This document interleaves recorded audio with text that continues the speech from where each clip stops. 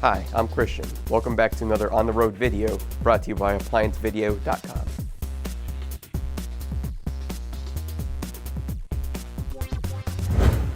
The tools you will need to complete this repair is a flat blade screwdriver, a pair of needle nose pliers, a Phillips style stubby screwdriver, and or a drill incorporated with a Phillips style bit. Today we're working on a Whirlpool built-in double oven. I have diagnosed already that it needs the main control board or clock assembly.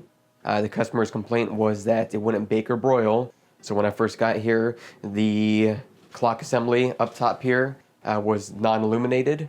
So there's a little thermal fuse for the control board that will kill power if the fuse is shorted. So I made sure the fuse was good and made sure that the main control was getting power.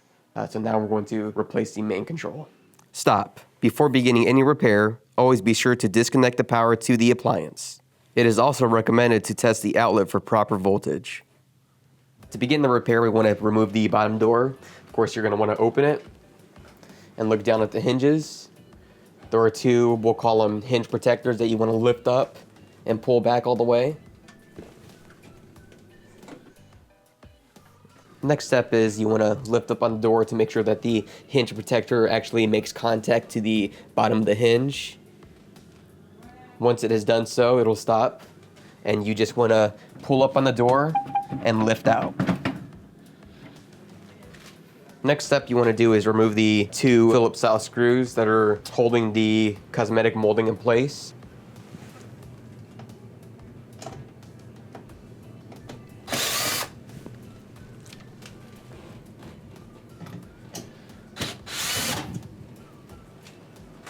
Now we've removed both the bottom screws that are holding the molding in place. Now we have to open the door, and towards the hinge area there's another screw on each side of the molding. So they are also Phillips style. You can just go ahead and remove them.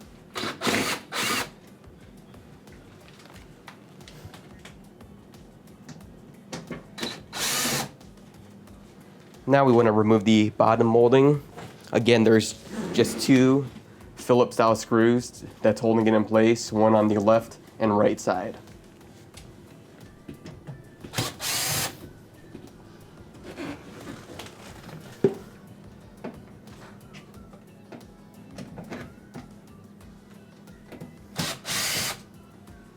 Now we're going to remove the bottom molding. It just pulls right off.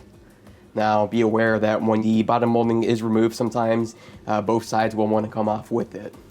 So just be aware of that, just like so.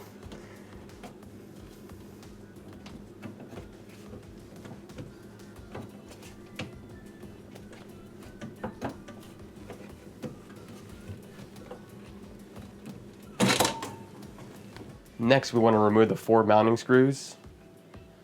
They're all Phillips style.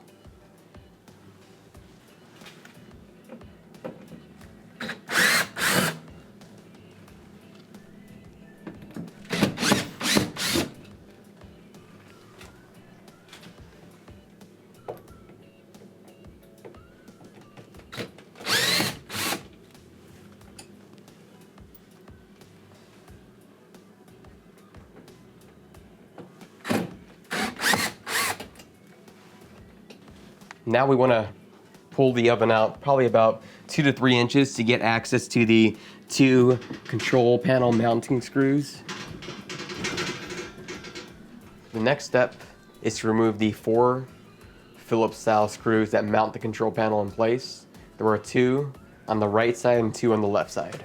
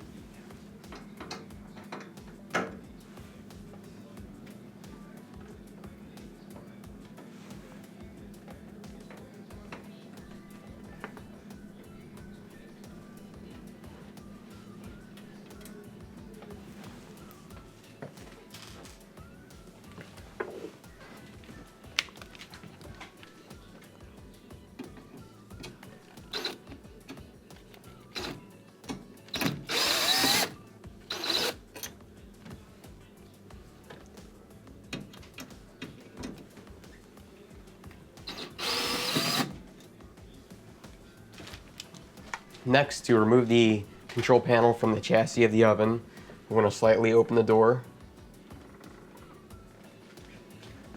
Grab the control panel from each side, tilt it towards you, and lift up.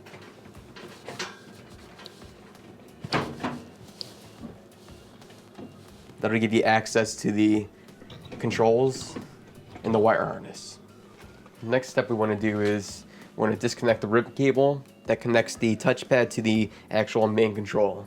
So the ribbon cable has two little pins that you have to squeeze in. It can be a little difficult. And while you squeeze them in, you want to pull out.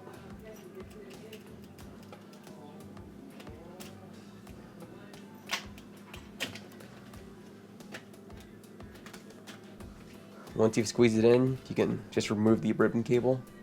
Next step is we want to remove the 4 Phillips style mounting screws that mounts the main control to the touchpad bracket.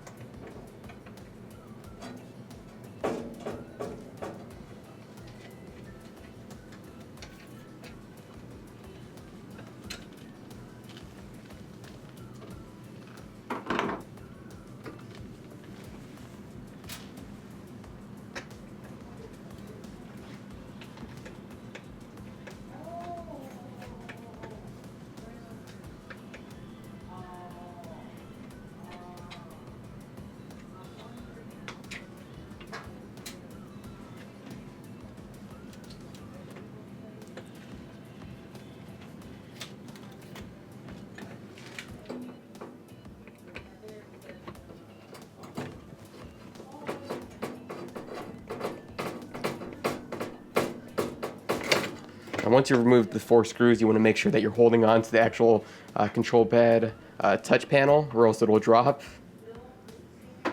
As you can see, I've removed them.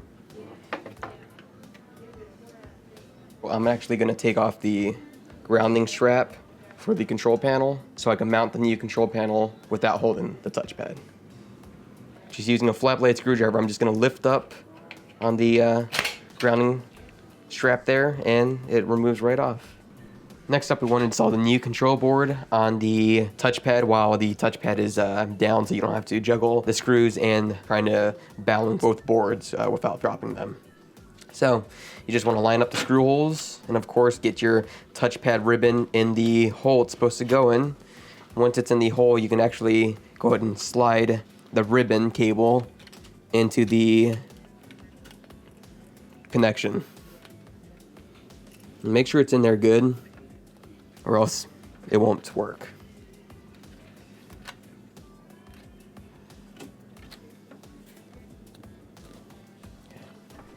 So once we've done that, you want to line up the screw holes, and using the 4 Phillips style screws you removed earlier, go ahead and install them or reinstall them into the touchpad.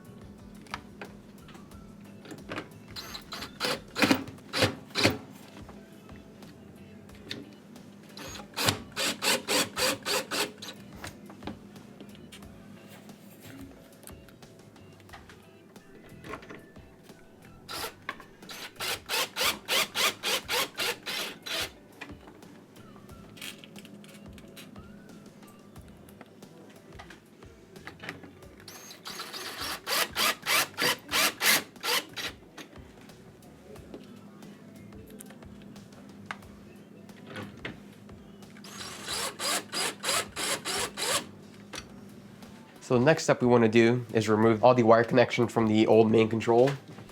So we're just going to tilt it so we could see it. Most of these connectors are real easy plug-in connectors, so you can just pull them right off.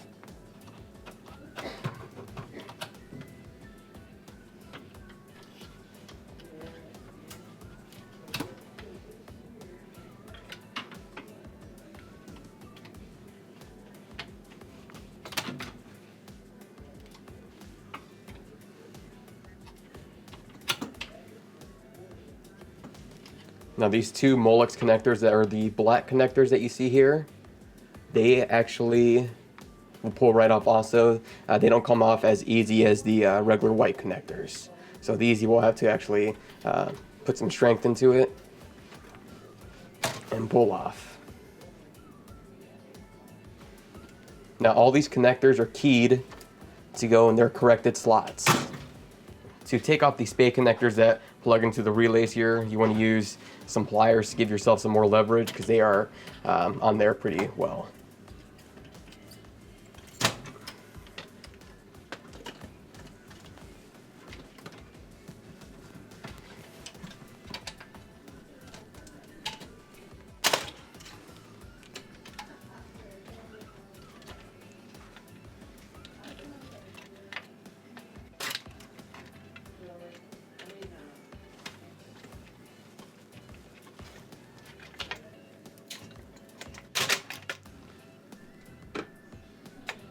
Now there's two more connectors on the sub control here, and again these just pull off pretty easy.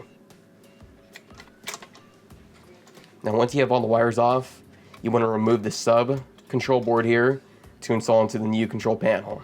The reason being is the new control panel does not come with the little sub board.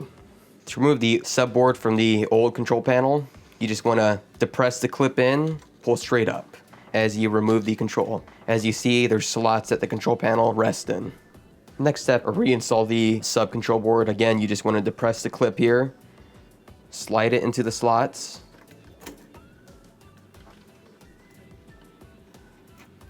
and it just rests right in there. The first step we want to do when we reinstall the wires to the control panel is install the ground strap. That'll give you some, just in case you drop the control panel, at least hang there by the ground strap and it won't hurt the ground. So next we can actually go ahead and start reinstalling all the wires. First things I'm going to want to reinstall are the actual spade wires that go right to the relays. And remember where they went before, because or else you're going to have to read a schematic to reinstall them to the correct places.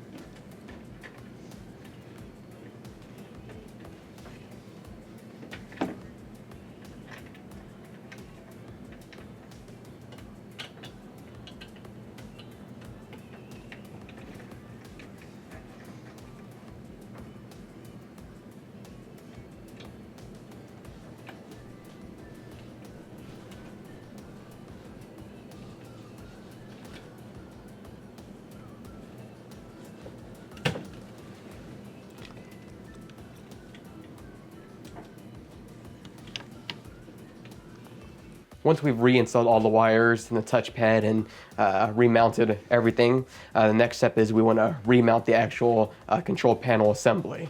Now that consists of the touchpad and the main control I just installed. So to do so, it's just like you taking it off. You want to line it up. Now there are tabs on each side that slide into a notched opening on the actual control panel. So once the control panel is in place, you can see where it notches in place on each side. It's at the top corner. So once it's notched in place, you just push it down and push it back so we can reinstall the 4 Phillips style screws on each side. Once the control panel is in place, we want to go ahead and mount the mounting screws into the allotted holes. They are Phillips style screws, so you just turn them clockwise to remount them. Don't over tight them because you don't want to strip the screws. They're a soft screw.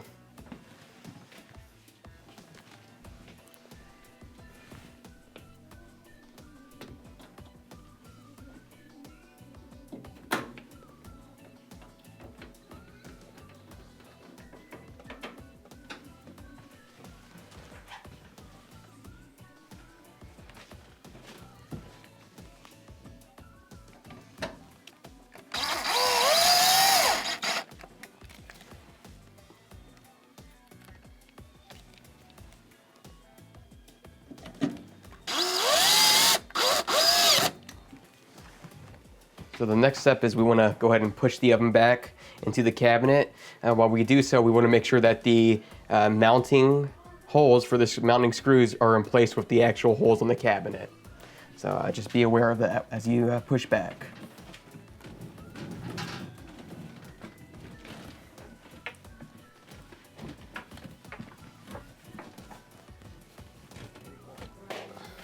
So as you reinstall the mounting screws, you want to apply some pressure as you do so, because they're not too easy to go in.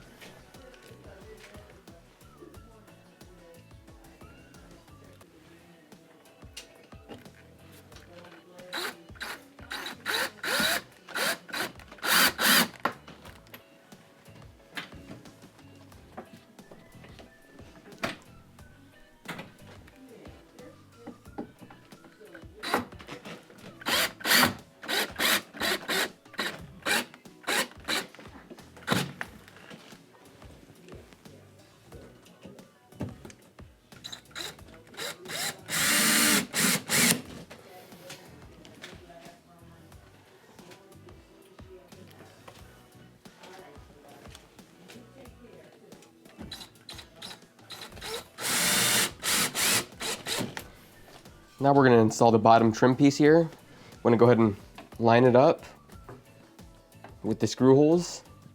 One on each side, they're both Phillips again.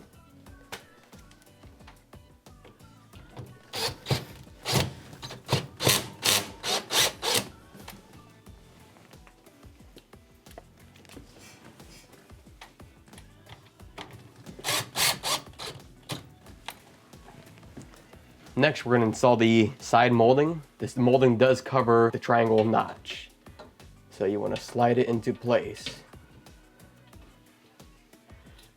You just push right up. Once the top is in its notch, there's another notch at the bottom that you just want to depress the molding in place.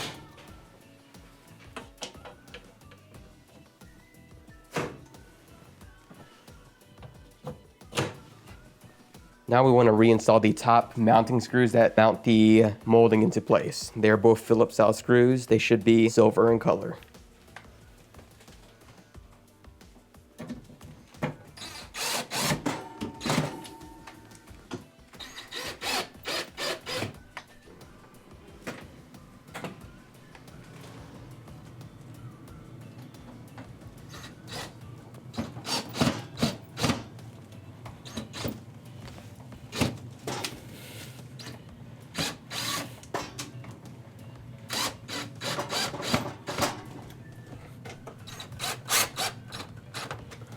Now we're going to install the bottom oven door. The way that the door will go on is insert the hinges into the hinge openings. Lift up. Once it's set in its place, you'll hear it notch down. You can lift down on the door and then slide the hinge covers into their original position, which they will slide over the hinge.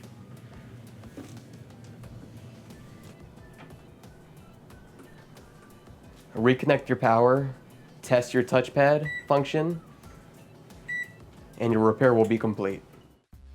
Thank you for watching another quality in-home repair video brought to you by ApplianceVideo.com.